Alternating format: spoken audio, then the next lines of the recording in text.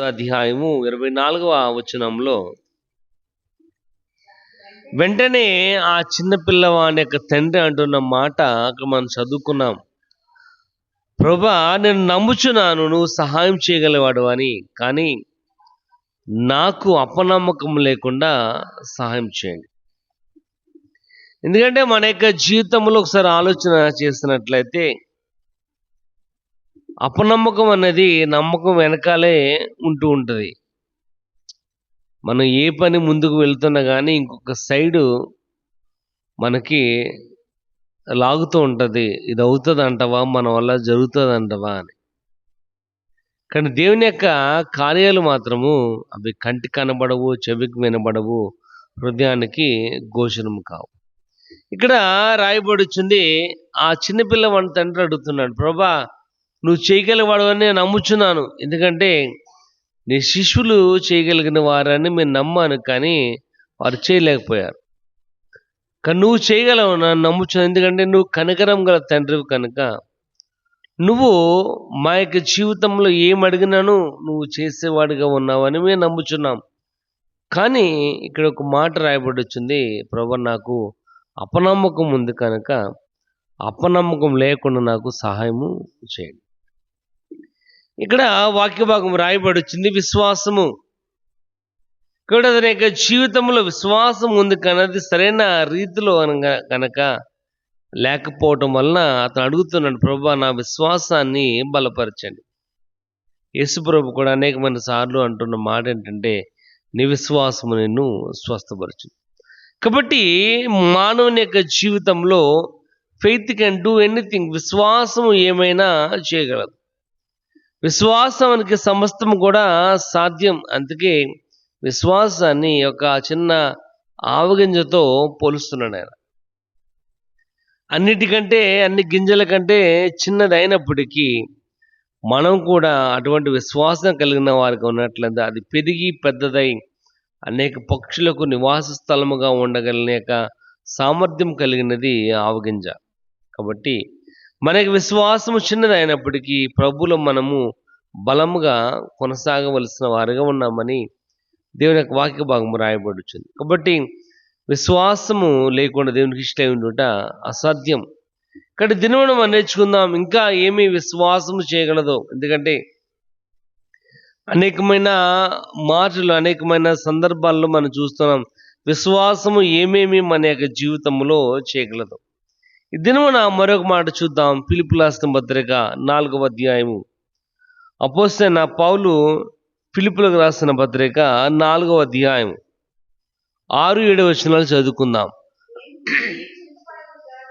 దేని గురించి చింతపడకుడి కానీ ప్రతి విషయములలోనూ ప్రార్థన విజ్ఞాపనల చేత కృతజ్ఞతాపూర్వకముగా మీ విన్నపములు దేవునికి తెలియచేయుడి. అప్పుడు సమస్త జ్ఞానమునకు మించిన దేవుని సమాధానమును యేసుక్రీస్తు వలన మీ హృదయములకు మీ తలంపులకు, ఇక్కడ రాయబడుచుంది, అప్పుడు సమస్త జ్ఞానమును మించిన దేవుని యొక్క సమాధానం. ఎప్పుడు? విశ్వాసం ఉన్నప్పుడు. కానీ ఇక్కడ రాయబడుచుంది ఫెయిత్ బ్రింగ్స్ పీస్. విశ్వాసం అనే జీవితంలో సమాధానాన్ని కలుగు చేస్తుంది. ఎందుకంటే ఆ 12 సంవత్సరములుగా రక్తరోగంతో బాధపడుతున్న స్త్రీ యొక్క విషయంలో మనం ఆలోచన చేసినట్లయితే 12 సంవత్సరములకు ఎన్నో సంకటపడింది, ఎన్నో ఇబ్బందులు పడింది. కానీ ఎప్పుడైతే ఆయన వస్త్రపు చెంగును ముట్టుకుందో వెంటనే ఆమెలో గొప్ప మార్పును ఆమె చూసింది. వెంటనే ఎప్పుడైతే యేసుప్రభు యొక్క వస్త్రపు చెంగును ముట్టుకుందో తన యొక్క జీవితంలో ఇప్పటి వరకు పడిన బాధలో నుంచి సమాధానం అనేది వెంటనే కలిగింది ఆమె యొక్క జీవితంలో. కానీ ఇక్కడ దేవుని యొక్క వాక్య భాగము రాయబడుచుంది, సమస్త జ్ఞానం మించిన దేవుని యొక్క సమాధానం. కాబట్టి విశ్వాసములో సమాధానం అనేది ఉంది. ఎప్పుడైతే మనం విశ్వాసం ఉంచామో దేవుని ఎడల మన యొక్క జీవితం అంతా కూడా సమాధానమే. అంటే సమాధానం అంటే ఏంటి? సమాధానం అంటే ఏంటమ్మా? ఏ విషయం గురించి కూడా మనం టెన్షన్ పడవసరం లేదు. సమాధానం అంటే కూల్గా ఉండటమే, శాంతిగా ఉండటమే. మనశ్శాంతిగా ఉండడమే. మనం అంటూ ఉంటాం, ఈ మనశ్శాంతి నాకు ఎప్పుడు వస్తుందో ఏంటో. కానీ వాక్య భాగం రాయబడుచుంది, నువ్వు విశ్వాసము గనక చూపించినట్లయితే, నువ్వు విశ్వాసము గనక ప్రభువులో గనక చూపించినట్లయితే ఆయన నీకు సమాధానము దయచేసేవాడు. కానీ ఇక్కడ రాయబడుచుంది, అటువంటి యొక్క సమాధానాన్ని నీ యొక్క జీవితంలో నువ్వు కలగాలంటే ఆ పై వచనంలో రాయబడుచుంది 6వ వచనంలో, దేని గురించి కూడా మీరు చింతపడద్దు అని. చింత ఏం చేస్తుందంటే సమాధానాన్ని దూరం చేస్తుంది. చింత ఏం చేస్తుందంటే మనకున్న యొక్క శాంతిని దూరం చేస్తుంది. ఎందుకంటే యోహాను సువార్త 14లో రాయబడుచుంది, సమాధానం అంటే శాంతి అని. కాబట్టి మన యొక్క జీవితమునకు సమాధానము, పీస్ కావాలి అంటే విశ్వాసాన్ని చూపించాలి. ఇక్కడ విశ్వాసం లేకుండా దేవునికి ఇష్టం ఉండుట అసాధ్యం. కానీ ఇక్కడ రాయబడుచుంది, మీరు చింతపడద్దు. చింతపడటం వల్ల మనం ఏం చేస్తూ ఉంటామంటే మనశ్శాంతిని కోల్పోతూ ఉంటాం. చింతపడటం వల్ల శాంతిని కోల్పోతూ ఉంటాం. దేవుని యొక్క వాక్య భాగం రాయబడి మన యొక్క ప్రతి ఒక్క అభ్యర్థనను, ఆశను దేవుని దగ్గర మనము ప్రస్తావించాలి. ఇక్కడ మనం చదువుకున్న మాట అదే. ప్రతి విషయములలోనూ ప్రార్థన విజ్ఞాపనల చేత కృతజ్ఞత పూర్వకంగా మీ విన్నపములను దేవునికి తెలియచేయాలి. కాబట్టి మన యొక్క ప్రతి ఒక్క అభ్యర్థనను, ఆత్మీయ అంశాలను ధ్యానవాదాలతో దేవుని దగ్గర మనం ఏం చేయాలంటే ప్రస్తావించినట్లయితే దేవుడు తప్పకుండా శాంతిని కలుగజేసేవాడు ఉన్నాడు. కానీ నీకు ఏది అవసరమో ఇక్కడ రాయబడుచుంది, ప్రతి విషయములలోనూ అంటున్నాడు. అంటే ప్రతి విషయములలోనంటే దానికి ఈ విషయమే అని మాత్రము చెప్పట్లేదు. కానీ ఏ విషయమైనప్పటికీ నీ యొక్క జీవితంలో ఏది అవసరమైనప్పటికీ, నీ యొక్క జీవితంలో ఏది అవసరమో నువ్వు అనుకుంటున్నావో అది ప్రతిదీ కూడా దేవునికి తెలియజేయాలి. ఏ విధంగా అంటే కృతజ్ఞత పూర్వకంగా దేవునికి తెలియజేసినట్లయితేనే నీకు శాంతిని దయచేసేవాడిగా ఉన్నాడు. ఇక్కడ విశ్వాసము కష్టకాలంలో సమాధానం ఇచ్చేదిగా కనబడుతుంది. కానీ మనం ఏం చేస్తుంటాం అంటే అటువంటి యొక్క కష్టములో మన దేవుని దగ్గరికి రాకుండా మిగతా అందరి దగ్గరికి మనము వెళుతూ ఉంటాం. మనకున్న యొక్క విషయములలో, బాధల్లో మనం దేవుని దగ్గరికి రాకుండా మిగతా అందరి దగ్గరికి వెళ్తుంటాం. కాబట్టి మన యొక్క జీవితంలో మనశ్శాంతి అన్నది ఉండదు. 1వ సమూయేలు గ్రంథంలో 1వ అధ్యాయంలో ఒక కుటుంబం కనబడుతుంది. ఆమె యొక్క జీవితంలో జరిగిన సన్నివేశం యొక్క సందర్భానికి చాలా దగ్గర పోలికగా కనబడుతుంది. ఆమె పేరు అన్న.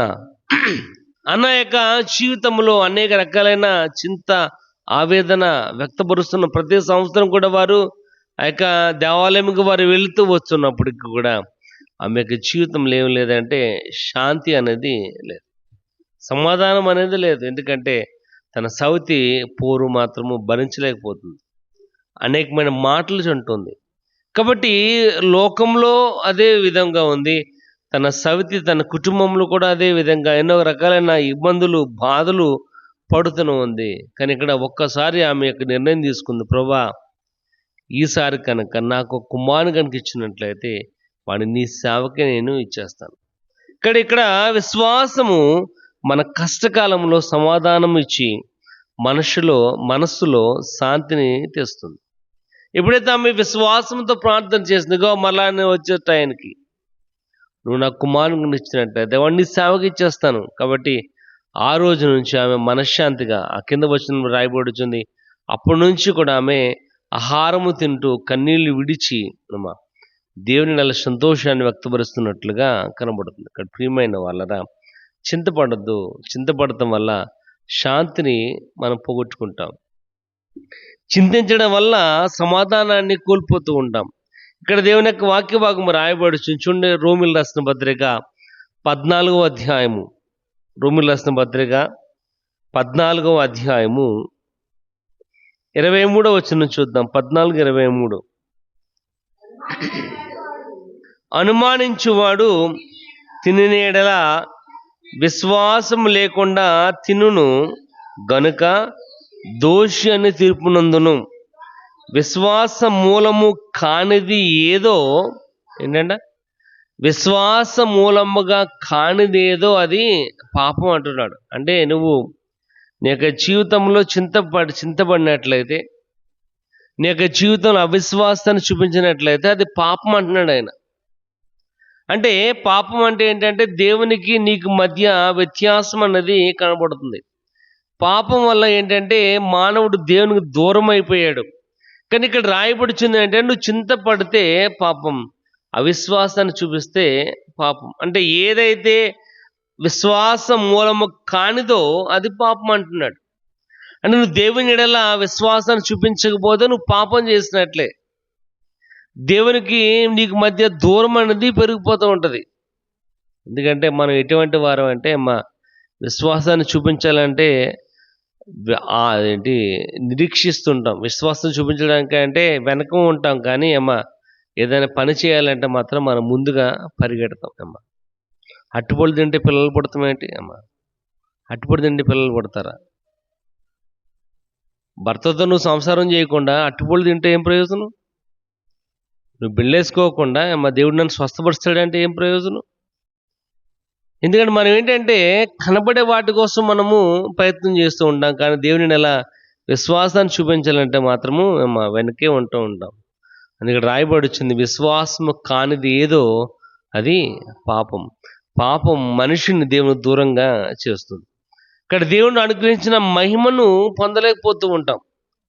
అందుకే రోమా 3వ అధ్యాయంలో రాయబడి అందరూ పాపం చేసి దేవుడు అనుగ్రహించిన మహిమను, అంటే పాపము ఈ యొక్క చింతించడం వలన, అవిశ్వాసం వలన దేవునికి మనము పాపం చేసిన వారికి ఉన్నాం కనుక దానివల్ల దేవుని యొక్క మహిమను మనము పొందలేకపోతున్నాం. ఈసారైనా అటువంటి మూఢనమ్మకాలను విడిచిపెట్టి దేవుని మీద పరిపూర్ణంగా మన విశ్వాసం చూపించినట్లయితే ఆయన నీ యొక్క జీవితమునకు శాంతిని, సమాధానమును కలుగజేసేవాడుగా ఉన్నాడు.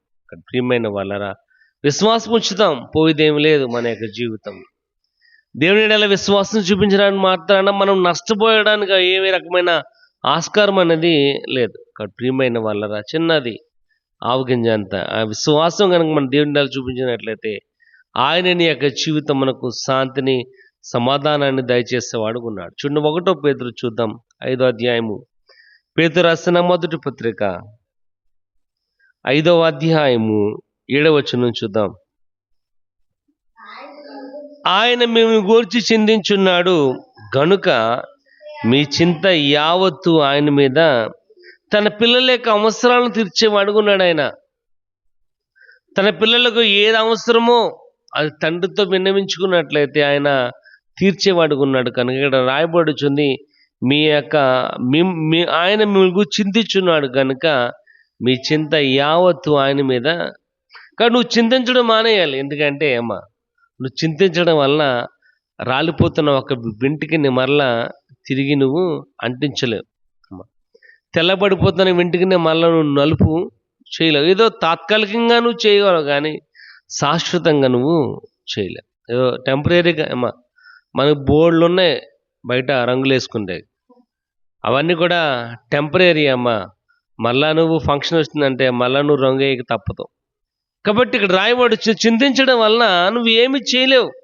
కానీ ఇక్కడ దేవుని యొక్క వాక్య భాగం రాయబడి వచ్చింది, నువ్వు చింతించకుండా నీ చింత యావత్తు కనుక దేవునికి తెలియజేసినట్లయితే ఆయన నీ యొక్క జీవితానికి శాంతిని, సమాధానాన్ని దయచేయాలి. కాబట్టి ఫెయిత్ బ్రింగ్స్ పీస్, విశ్వాసము శాంతిని తెస్తుంది. కాబట్టి ఆ విశ్వాసం మన ప్రభువులో చూపించాలి. ఎందుకంటే విశ్వాసం లేకుండా దేవునికి ఇష్టమైన వారికి ఉండాలంటే అది జరిగే పని అయితే కాదు. దేవునికి తండ్రికి ప్రియమైన వారికి ఉండాలంటే విశ్వాసం అనేది చాలా అవసరం. అదే మత్తయి సువార్త 6వ అధ్యాయము 25 నుంచి మనం చదువుకున్నట్లయితే ఏమి తిందుమా, ఏమి త్రాగుదుమా, ఏమి ధరించుకుందుమా అని మాత్రం కాదు. ఎందుకంటే ఆ కింద మాట ఓ మాట రాయబడి వచ్చింది, మీరు పిచ్చుకల కంటే శ్రేష్టమైన వారు. కాబట్టి నువ్వు పిచ్చుక కంటే శ్రేష్టమైన దాని. ఎందుకంటే ఆ ఏమి చేయలేని పిచ్చుకలు అవి పొలం దున్నవు, విత్తనాలు చల్లవు. పొలం దున్నవు, విత్తనాలు చల్లవు, కోతకు వేయవు, కుప్ప వేయవు. ఆహారం మాత్రం వాడు సమృద్ధిగా దయచేసినప్పుడు దానికంటే అధికంగా, దానికంటే ఇంకా గొప్పగా దేవుడిని నిర్మించాడు. నీ అవసరాలను కూడా ఆయన తీర్చగలిగాడు.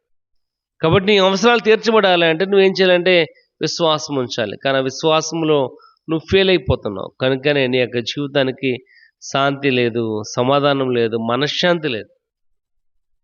ఎందుకంటే మనం అంటూ ఉంటాం, ఏమ్మా ఏంటి పరిస్థితి అంటే అసలు మనశ్శాంతి లేదండి, మా ఇంట్లో శాంతి లేదండి, నా పిల్లలు నా మాట వింటలేదు, నా భర్త నా మాట వింటలేదు, ఏం చేసినా అవ్వట్లేదు, ఏ పని చేద్దాం అనుకున్నా నష్టమే వాటిల్లుతుంది. కానీ ఒక్క మాట చెప్తున్నా, విశ్వాసం నుంచు దేవుడు సమస్తమును కూడా నీకు శాంతి చేస్తాడు, సమస్తం కూడా నీకు సమాధానం ఇస్తాడు. ఇక్కడ ప్రియమైన వాళ్ళరా, అక్కడ వాక్య భాగం రాయబడుచుంది, నువ్వు చింతపడక దేవునికి నువ్వు సమస్తాన్ని కూడా తెలియచేసినట్లయితే, దేవుని విశ్వాసం ఉంచినట్లయితే ఆయన నీకు సమాధానాన్ని కలుగజేసేవాడు ఉన్నాడు. చూడండి, అదే మత్తయి రాసిన సువార్త 6వ అధ్యాయం ఒకసారి చూద్దాం. మత్తయి రాసిన సువార్త 6వ అధ్యాయము 11వ వచనం ఒకసారి చూడండి. ఒకసారి, మాడిదిన ఆహారము నేడు మాకు దయచేయము. చాలండి, ఇక్కడ పల్లవ ప్రార్థనలో ఒక మాట కనబడుతుంది, మనుదిన ఆహారం నేడు మాకు దయచేయి. ఆయన గనక మన ఆహారానికి ఇవ్వకపోయినట్లయితే మనం ఎంత ప్రయాసపడినా ప్రయోజనం ఉండదు, ఎంత కష్టపడినా ఉపయోగం ఉండదు. ఒక్కోసారి మనం అంటూ ఉంటాం, ఇంకా మా ఓనర్ గారు మాకు జీతం ఇవ్వలేదని. ఎందుకు ఎత్తాడు? నువ్వు అడిగితే ఎత్తాడు. నువ్వు దేవుని అడగకుండా నువ్వు ఓనర్ గారి వైపు చూస్తున్నంత మాత్రం ప్రయోజనం అయితే ఉండదు. ఇక్కడ రాయబడి వచ్చింది, మానుదిన ఆహారం నేడు మాకు దయచేయం. అందుకే 7:7 రాయబడి వచ్చింది, అడుగుడు మీకు ఇవ్వబడును, వెతుకుడు మీకు దొరుకును, తట్టుడు మీకు. ఇక్కడ చింతపడక మనం దేవునికి తెలియజేసినట్లయితే తప్పకుండా ఆయన మాత్రమే సహాయం చేయగలవాడుగా అక్కడ రాయబడుచుంది. ఎందుకంటే నువ్వు మాట్లాడాలని ఆయన యొక్క ఆశ, నువ్వు మాట్లాడుతుంటే వినాలని ఆశ. మనం అంటూ ఉంటాం, చిన్నపిల్లలు ఉన్నారనుకోండి, వాడు చక్క మాట్లాడుతుంటే ఎంత వినాలనిపిస్తుందో అని. చిన్నపిల్లల విషయంలో నువ్వు అంత ఆశపడినట్లయితే ఆయన తండ్రిగా నువ్వు బిడ్డగా ఉన్నావు కనుక నువ్వు మాట్లాడాలంటే ఆయన కూడా ఆశపడతాడు. చూడండి, మత్తయి సువార్త 6వ అధ్యాయం 8వ వచనం ఒకసారి చూద్దాం.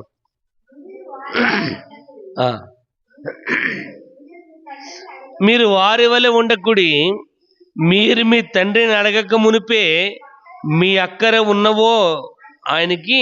అంటే నువ్వు అడగక ముందే నీకేది అవసరమో దేవునికి తెలుసు, కానీ నువ్వేం చేయాలంటే అడగాలి. మనం అంటూ ఉంటాం, అడగండి అమ్మైనా కానీ అన్నం పెట్టదు అని. కానీ ఆ సామెత మాత్రం మనకు తెలుసు. ఎవరికైనా చెప్పాలంటే విట్టే చెప్పేస్తాం, కానీ మన విషయంలో మనం అడగాలంటే మాత్రం అడగం. దేవుని యొక్క వాక్య భాగం ఇక్కడ రాయబడి వచ్చింది ఏంటంటే, అడగక ముందే ఆయనకి తెలుసు, కానీ నువ్వు మాట్లాడితే వినాలని, నువ్వు అడిగితే చూడాలని, నువ్వు ఏ విధంగా అడుగుతావో ఆయన చూసి సంతోషపడిన వాడిగా ఉండి నీకు సమాధానం దయచేయాలని ఆయన ఆశపడుతున్నాడు. కాబట్టి అడుగుతాం, నీకు ఏది అవసరమో అడగండి, మీకు ఏది అవసరమో తప్పకుండా ఆయన మీకు దయచేస్తాడు. ఎందుకంటే మీరు పిచ్చుకల కంటే శ్రేష్టమైన వారని వాక్య భాగం రాయబడుచుంది. ఇక్కడ ప్రియమైన వాళ్ళ దేవుని యొక్క వాక్య భాగము ఇక్కడ విశ్వాసంతో మనం అడిగినట్లయితే, ఎందుకంటే యాకోబు పత్రిక రాయబడుచుంది, మీరు విశ్వాసం సందేహింపక మీరు అడిగినట్లయితే ఆయన మీకు దయచేసి వాడుకున్నాడు. కాబట్టి ప్రియమైన వాళ్ళరా, ఫెయిత్ బ్రింగ్స్ పీస్, విశ్వాసము శాంతిని తెస్తుంది. ఆ యొక్క సమాధానము నీ యొక్క జీవితంలో కలగాలి అంటే విశ్వాసం నువ్వు ప్రభునందు ఉంచాలి. మనం ఎవరందు ఉంచుతున్న విశ్వాసం? ఒకసారి ప్రశ్న వేసుకోండి. ఎందుకంటే మనం దేవుని మీద కాకుండా ఇంకెవరి మీద కూడా మనము విశ్వాసాన్ని ఉన్నట్లయితే ఏ రకమైన ప్రయోజనం అనేది లేదు. ప్రియమైన వాళ్ళరా, దేవుని మీద మనము విశ్వాసం ఉంచుతాం. ఎందుకంటే రాయబడుచుంది, చింతపడక ప్రతి విషయములలో ప్రార్థన పూర్వకంగా కృతజ్ఞత పూర్వకంగా నువ్వు దేవుని అడిగినట్లయితే ఆయన నీకు సమాధానాన్ని దయచేసేవాడుగా రాయబడుచుంది. చూడండి ఒకసారి 1వ యోహాను పత్రిక ఒకసారి చూద్దాం. 1 యోహాను పత్రిక 5వ అధ్యాయము, 1 యోహాను పత్రిక 5వ అధ్యాయము 14-15 వచనాలు చూద్దాం. ఆయనను బట్టి మనకు కలిగిన ధైర్యం ఏదనగా, ఆయన చిత్తానుసారముగా మనం ఏది అడిగినను ఆయన మన మనవి ఆలకించునన్నదే. మనం ఏమి అడిగినాను ఆయన మన మనవి ఆలకించునని మనం ఆయనను వేడుకొనినా మనకు కలిగినవని ఎరుగుతుంది. ఇక్కడ రాయబడిచింది, మనం ఆయన చిత్త ప్రకారం ఏమడిగినను ఆయన మనకి దయచేసేవాడుగా ఉన్నాడు. ఎందుకంటే అదే వాక్యభాగం రాయబడిచింది. మనం అడుగుచున్నాం, మనము ఏది అవసరమో అది అడగట్లేదు, కానీ ఏదైతే మనకు అనవసరమో దాన్ని మనము అడిగేవారిగా ఉన్నాం కనుక దాన్ని మనము పొందుకుంటలేదు. ఏదైతే మన యొక్క జీవితంలో అనవసరమో దాన్నే మనము అడుగుతున్నాం. ముఖ్యంగా అవసరమైన దాన్ని మనం పక్కన పెట్టేస్తున్నాం. కానీ ఇక్కడ దేవుని యొక్క వాక్య భాగము రాయబడుచుంది, మనము విశ్వాసముతో దేవుణ్ణి అడిగినట్లయితే అక్కడ ఒక మాట రాయబడి చూడండి, ఒకసారి చూద్దాం, మళ్ళా చూద్దాం. ఫిలిప్పీయులకు రాసిన పత్రిక 4వ అధ్యాయం.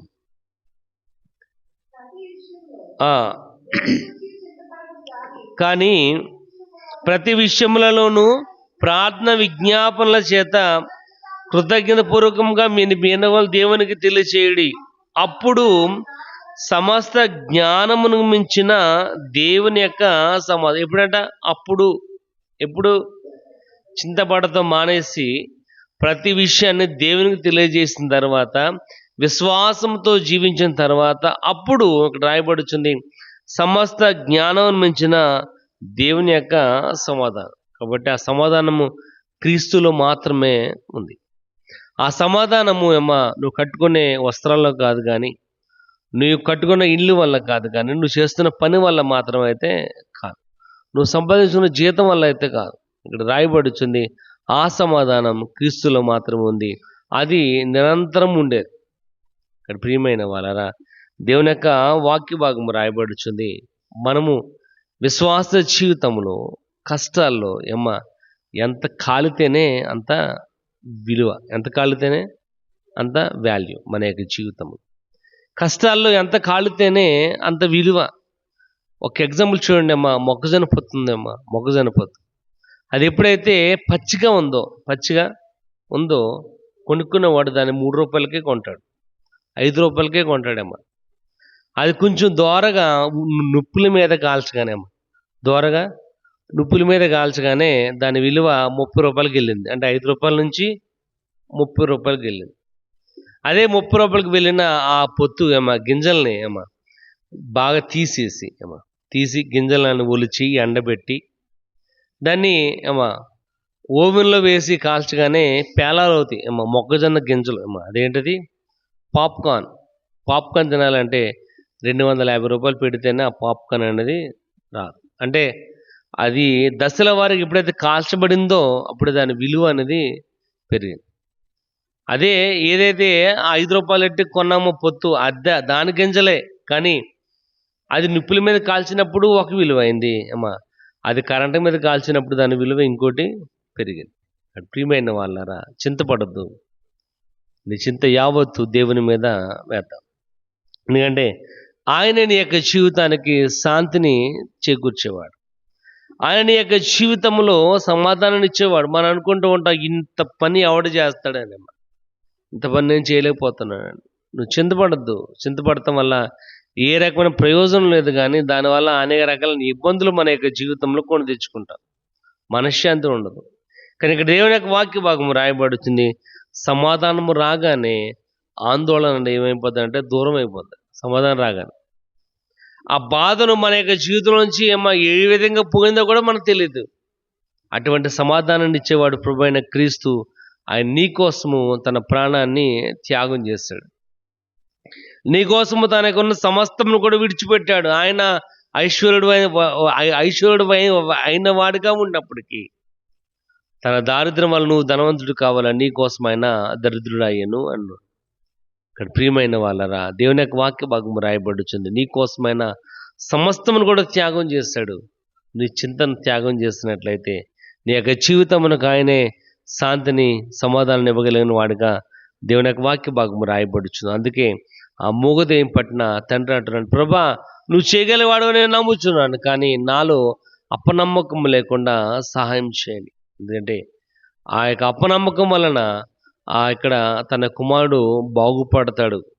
అపనమ్మకం ఉన్నట్లయితే తన కుమారుడు బాగుపడాడు. కాబట్టి తన కుమారుడు బాగుపడి తన కుటుంబం మీద దేవుని యొక్క కనికరము చూపించిన వాడిగా ఉండాలి అంటే నువ్వు చింతించడం మానేసి విశ్వాసాన్ని చూపిద్దాం. ఫెయిత్ బ్రింగ్స్ పీస్, విశ్వాసమే శాంతిని తీసుకురాగలదని దేవుని యొక్క వాక్య భాగము రాయబడుతుంది. అప్పుడు సమస్తగా మంచి దేవుని యొక్క సమాధానము మీ యొక్క జీవితంలో ఉంటుందని దేవుని యొక్క వాక్య భాగం సెలవిస్తుంది. దేవుడి కొద్ది మాటలు మన ఇంట్లో దీవించి ఆశీర్వదించిన గాక.